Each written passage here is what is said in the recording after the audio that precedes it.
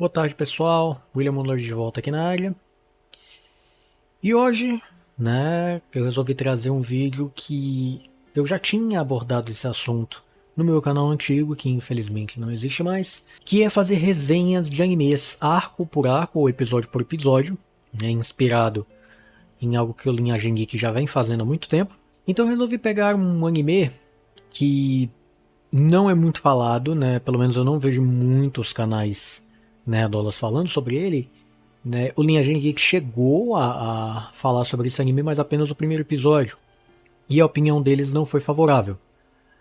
Então, e como eu vejo muito poucos outros canais falando sobre ele, então eu acho justo fazer essa análise aqui, que é sobre o anime Rurouni Kenshin, da Crunchyroll.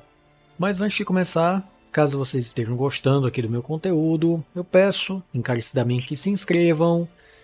E não se esqueçam, logicamente, também de curtir, comentar, compartilhar, ativar o sininho das notificações. Se já tiver o botão do hype, deem hype para ajudar também.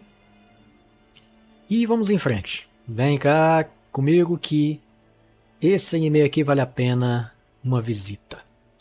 Chega mais. Para aqueles que não conhecem, Rurouni Kenshin conta a história de Kenshin Himura, que é um andarilho que vaga pelo Japão inteiro buscando ajudar as pessoas. E ele anda com uma espada bem peculiar, porque ela tem o fio de corte voltado para dentro, ou seja, para quem usa. A espada é chamada de Sakabatou, que literalmente significa espada de corte invertido. Então, é uma espada que à primeira vista pode até parecer perigosa, porque a pessoa que usa fica o tempo todo correndo o risco de se cortar. Mas, como o Kenshin já é um guerreiro experiente, ele usa essa espada sem nenhum problema. E é basicamente como se fosse uma espada de Kendo ou um porrete mesmo, um bastão. Porque os golpes da espada simplesmente são de impacto, eles não são de corte. E o motivo de Kenshin usar essa espada é porque ele tem um voto, um juramento que ele fez de nunca mais tirar uma vida humana. Porque 10 anos antes ele havia sido um dos assassinos mais temidos do Japão feudal, do Bakumatsu. E sentindo peso, sentindo remorso por todas as vidas que ele perdeu, que ele ceifou no caso, ele fez esse voto e passou a vagar pelo Japão como um homem livre e ajudando as pessoas na medida do possível. E ele usa Sakabatou justamente para poder ajudar essas pessoas da forma como ele mais sabe. A história ela se passa no ano 11 da Era Meiji, que é, dentro da história, ambientado em 1868, a menos que eu muito me engane. Então, numa dessas andanças, ele para na cidade de Tóquio e conhece a esquentada Kaoru Kamiya, que é a mestra interina, a professora interina de um dojo do estilo criado pelo pai dela, que é o dojo, que é o estilo Kamiya Kashin, de Kendo, Kenjutsu. E após uma série de eventos ligadas ao dojo, ele acaba ficando por lá, hospedado no dojo. E é justamente a partir daí que a história do anime começa de verdade. E vários aliados, o Kenshin conhece vários aliados e também vários inimigos novos e velhos aparecem, porque o passado dele ainda o persegue. O Rurouni Kenshin começou como um mangá, escrito pelo mangaka Nobuhiro Watsuki, entre 12 de abril de 94 e 21 de setembro de 99, num total de 28 volumes próprios, os chamados tankobon. O mangá fez um sucesso absurdo, o que era ainda mais impressionante porque o Watsuki era um autor iniciante naquela época. Ele atuou por muito tempo como ajudante de outro mangaka que era muito conhecido naquele tempo, que era o Takeshi Obata, que, para quem não sabe, foi responsável pelos traços de Death Note. O Watsuki começou com uma história independente, que era a lua crescente da Guerra Civil, trazendo um lavrador e um soldado do Japão feudal né? Inicialmente ele queria ambientar no feudalismo europeu, mas eventualmente acabou decidindo trocar para o japonês.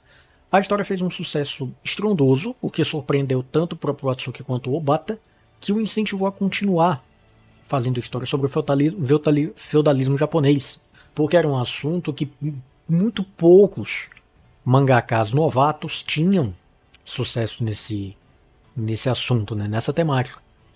Então ele continuou fazendo algumas histórias separadas, né, algumas crônicas, como ele chamou na época, e eventualmente ele pegou essas crônicas que eram um pouco diferentes, né, da história que a gente conhece hoje.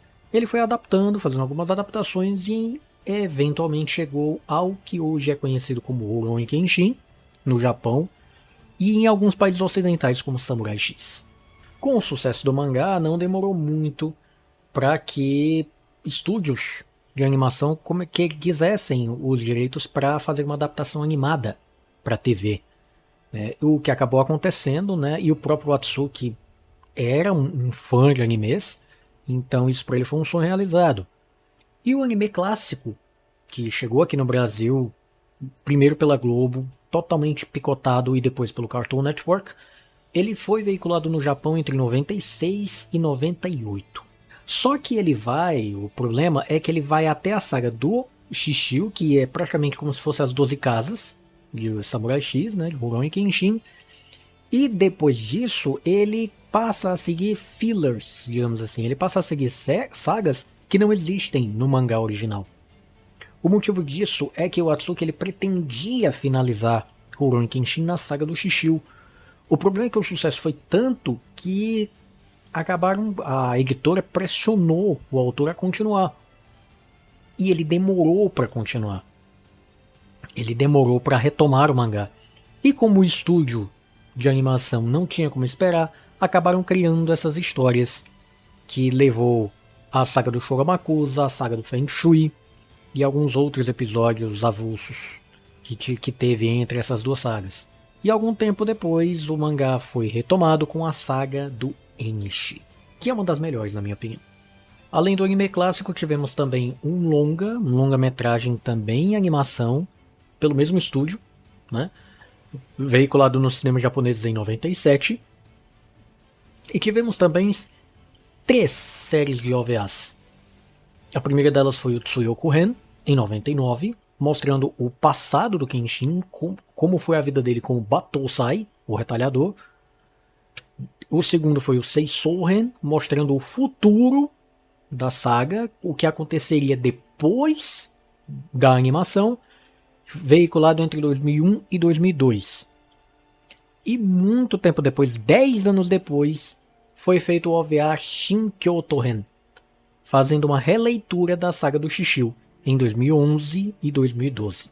E no mesmo ano de 2012, né, lógico, começando bem antes, né, foram feitas, né, negociações para que a saga do mangá fosse adaptada para live action. O que já faz muita gente ficar com a antena ligada, né, porque nem sempre essas adaptações dão certo. A direção do longa-metragem ficou a cargo do diretor Keiichi Otomo, e ele reuniu um elenco bem de responsa, né? Takeru Sato como Kenshin, Emi Takei como Kaoru, né? E vários outros. Tivemos também o ator que infelizmente eu não lembro o nome dele, como Jin-E, o ator que fez o Kamen Rider Skull em Kamen Rider Double. Então é um elenco bem estelar aqui.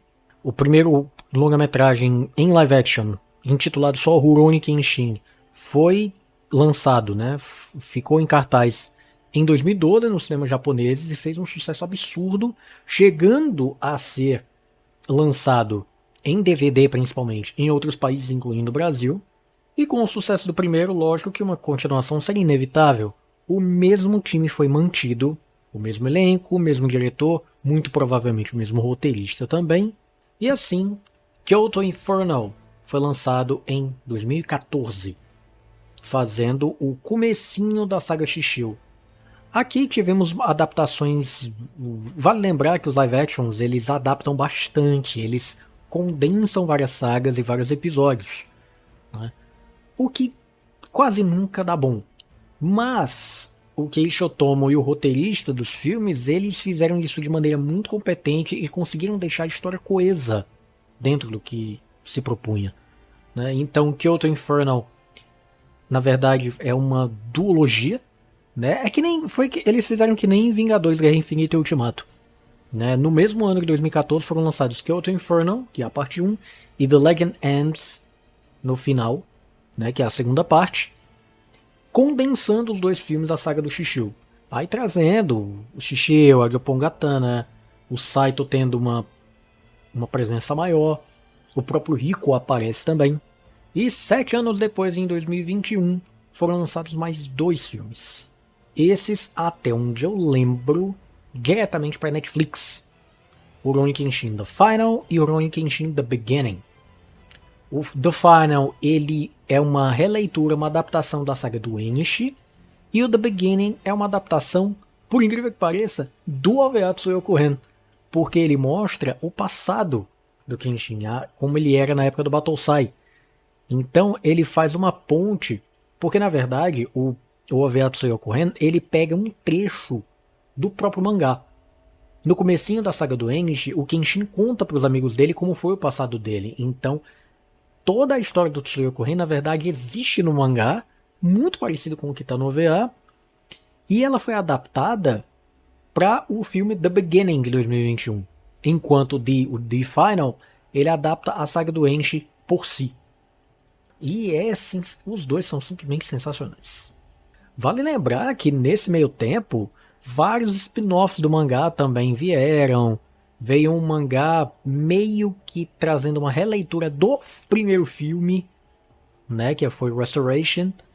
E mais pra frente, né, mais recentemente, depois de alguns problemas, o Atsuki começou a fazer a saga de Hokkaido, né, que era um plano que ele tinha desde a época do comecinho, né, desde a primeira versão do mangá, aí trazendo outros personagens, o próprio Kenshin e a turma já mais velhos, né, então é uma continuação direta mesmo no mangá. E por fim, o objeto de estudo aqui deste vídeo, que é o remake da Crunchyroll, que foi iniciado em 2023. O que acontece? A Crunchyroll, ela resolveu fazer uma releitura, um remake da animação, que na verdade eu não sei nem se seria mais correto chamar de remake. Eu acho que seria mais correto dizer que é uma readaptação do mangá. Porque no lugar de eles pegarem o anime clássico como inspiração, eles pegaram o mangá e adaptaram o mangá muito mais fielmente.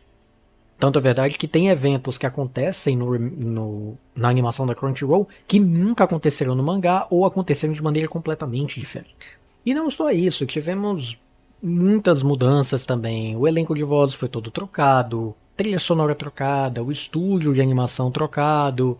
Então é outra animação completamente diferente. Agora o assunto que eu acho que vai ser o mais polêmico desse vídeo, que é a comparação. Porque eu vi muita gente, né, comparando desfavoravelmente, né, esse anime novo com o clássico. Então eu queria dar aqui o meu parecer, mas fazendo da forma como eu costumo fazer, né, separando cada ponto, principalmente os aspectos técnicos, analisando cada um separadamente, e no fim, dando um parecer geral, de acordo com os meus critérios de avaliação. Então, começando pelo traço e pela animação, né? São coisas que se conversam, eu acho que é interessante avaliar as duas juntas, né? Então, em matéria de traço, nenhum dos dois faz feio, né? O anime clássico, ele pega mais o mangá clássico mesmo, claro, né? Porque foi feito mais ou menos na mesma época. E ele pega, na verdade, ali mais ou menos a metade do mangá. Ele pega o traço que era mais evidente na saga da Onyoabansho, na saga do Kangyo e na saga do Shishio.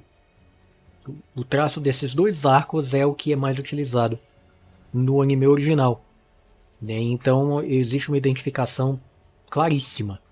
Já a nova animação, ela traz um traço diferente, né?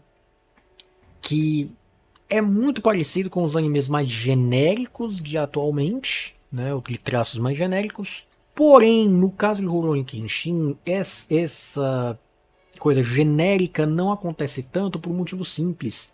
Ele traz uma identificação também com o traço mais recente do autor. Então, esse feeling genérico acaba não sendo tão evidente aqui como em outras animações, por exemplo, já que ainda existe uma certa identificação com o traço mais recente do autor. Quem lê o mangá do Arco de Hokkaido vai sacar algumas semelhanças. Então, na questão do traço, o anime da Crunchyroll ele não perde tanto, né? Em matéria de beleza estética do traço, o original é melhor.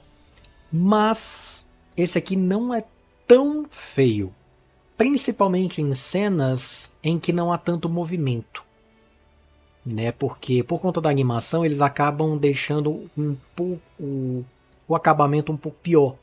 Mas em cenas mais dramáticas, em cenas mais de diálogo, o traço costuma ser mais bem caprichado e ele não deixa muito a desejar em relação ao clássico. Agora a animação, infelizmente, a animação nova deixa muito a desejar, porque ela é muito picotada, né? Existe um frame skip quase que escancarado, você consegue perceber que ela é muito menos fluida do que a clássica, o que é uma pena. Né? Então acaba perdendo o peso, perdendo o impacto, como da mesma forma que tinha no original. Em matéria de som, aqui temos um empate, né? Também temos um empate em técnico entre as duas. Porque as duas trilhas sonoras eu considero boas. E eu sou muito criterioso com música. Então eu tenho um certo know-how para falar sobre isso. Porque eu também tenho passado musical. Então eu tenho alguns critérios para avaliar trilha sonora e tal. Dependendo de como você enxerga, uma trilha fica melhor que a outra, né? Em particular, o anime clássico ele traz uma trilha mais temporal, digamos assim. É uma trilha sonora que se encaixa melhor na ambientação histórica da trama de Rurouni Kenshin, sabe? Aqueles instrumentos de cordas, flauta, aquela flauta típica do Japão, a shakuhachi, que são instrumentos que já remetem ao Japão antigo. Então, a trilha sonora do clássico ela traz uma imersão imediata na ambientação histórica de Rurouni Kenshin. Na animação nova, essa ambientação histórica ela não acontece, ou pelo menos é muito mais sutil do que no antecessor de 96. Em compensação, eles trazem uma trilha épica muito mais efusiva, né? Que parecem coisas até de filmes blockbuster e tal, né? Então, as sensações, né? O aspecto sensorial das músicas, ele é mais aflorado, ele é mais evidente na versão da Crunchyroll, né? O principal exemplo disso é a música Hitem Mitsuru Giryu do anime da Crunchyroll, que é uma música com bastante fusão e bastante épica, né? Que não deixa muito a desejar com trilhas como filmes de Harry Potter, Senhor dos Anéis e tudo mais. Então, em matéria sensorial, imersão sensorial, o anime novo ele não fica atrás. Ele consegue se segurar bem. Agora, em matéria de imersão dentro da história, em matéria de imersão histórica, o anime clássico se sai melhor. Falando da trama, aqui não tem nem o que discutir. O anime clássico perde. Porque como ele só vai até a metade do mangá, ele infelizmente perde uma das sagas mais importantes e mais tensas e mais profundas em matéria de drama, né? Do original, que é a saga do Enchi. É uma das mais importantes de todo o mangá. E ela infelizmente ficou de fora da animação clássica. Mas existe a possibilidade, né?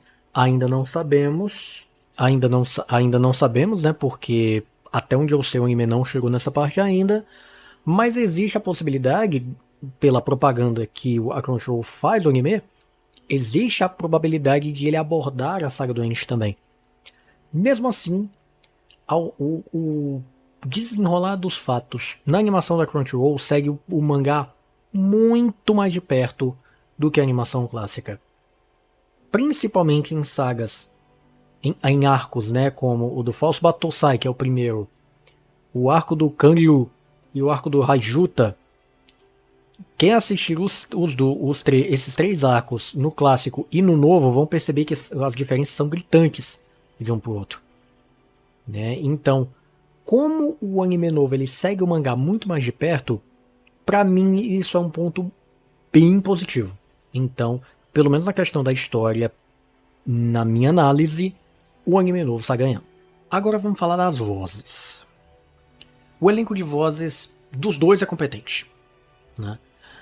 Tanto no anime clássico quanto no novo, os seiyus, né, os atores de voz japoneses, eles são bem escolhidos. O timbre é muito bom para cada personagem, ou pelo menos para a maioria. As atuações são ótimas, como é de praxe nos trabalhos de voz japoneses. Com exceção de uma voz. Tem uma voz no anime clássico que eu particularmente não consigo gostar, que é justamente a voz do protagonista. Não me entendam errado, a Mayu Suzukaze é ótima.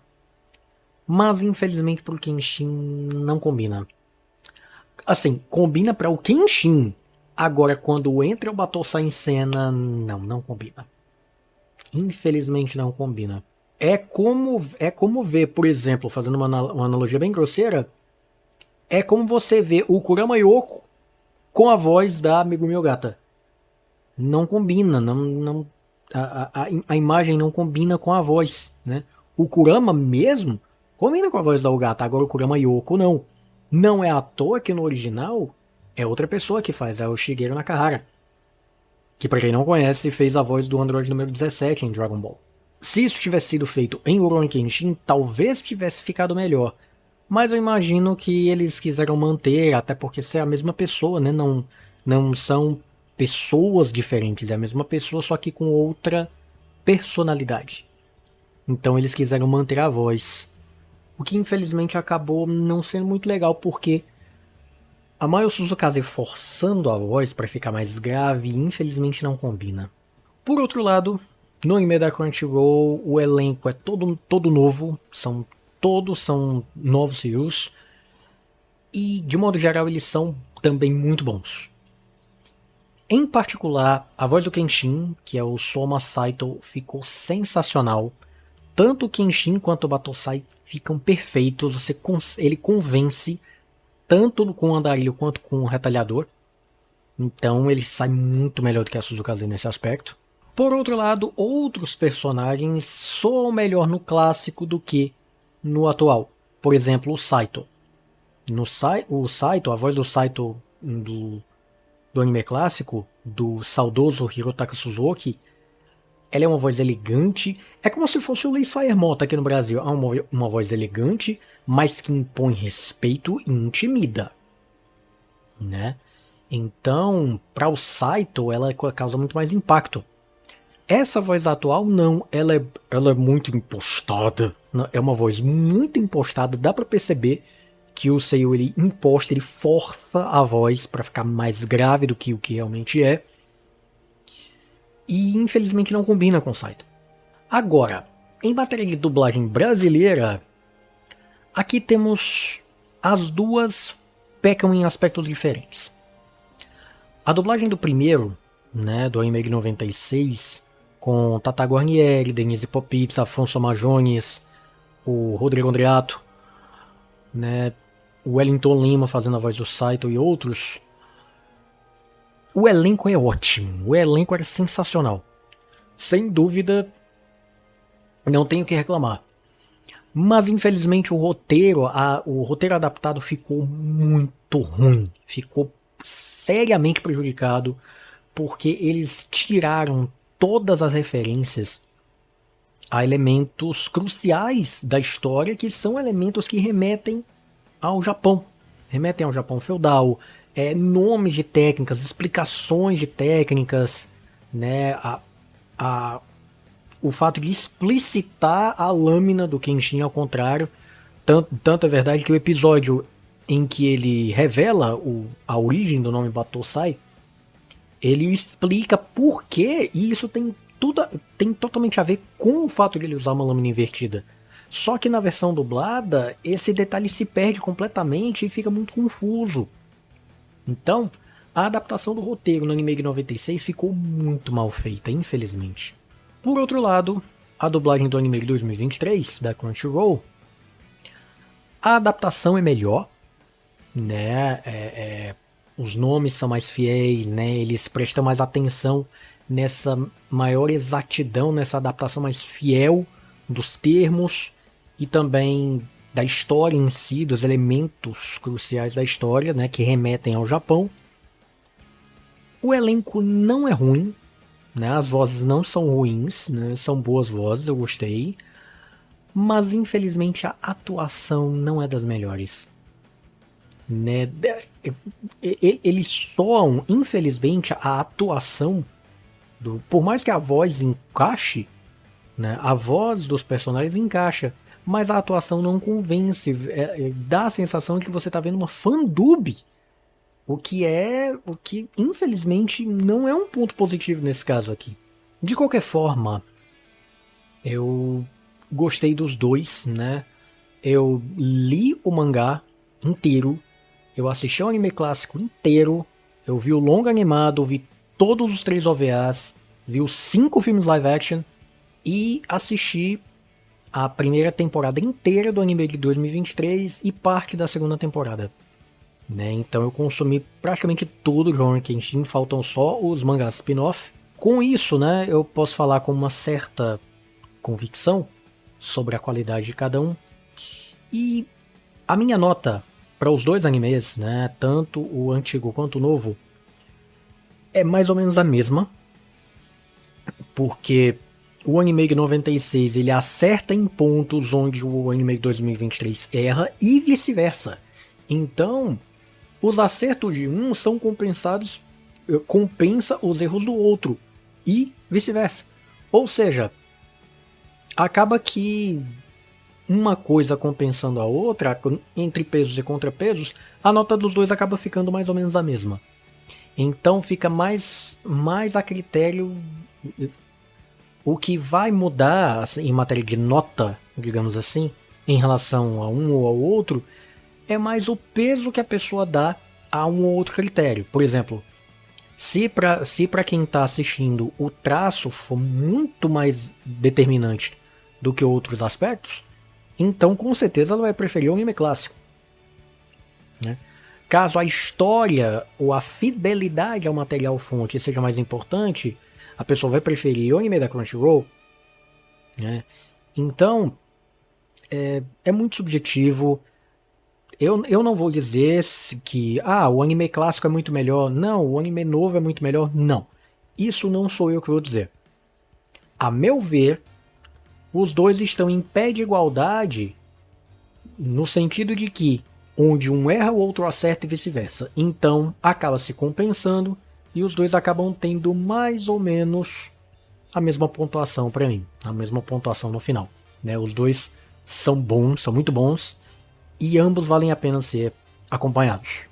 E agora que eu dei todo esse parecer, todo esse background em relação ao anime, eu aproveito para anunciar, né, para finalizar esse vídeo aqui, eu aproveito para anunciar que a partir do mês que vem, né, a partir do mês que vem, no último domingo do mês, eu vou fazer a resenha do anime novo de Rurouni Kenshin, né?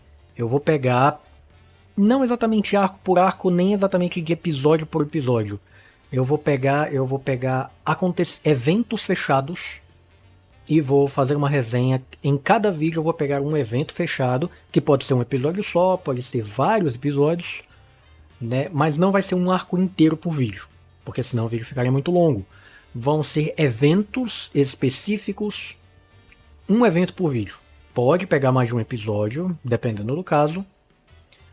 Né? Então, a partir do mês que vem, a partir de fevereiro, o último domingo do mês, todo domingo vamos ter resenha de Rurouni Kenshin 2023 aqui no canal. Então, eu espero que vocês curtam. Se tiverem gostado da ideia, deixem um joinha, comentem aqui, compartilhem, curtam, deem um hype se já tiver botão de hype, ativem o sininho para não perder os próximos vídeos. E, fã de Rurouni Kenshin, comente aqui qual a experiência que você tem com essa história, que é simplesmente uma das melhores já feitas por um autor japonês. Deus abençoe vocês e até o próximo vídeo.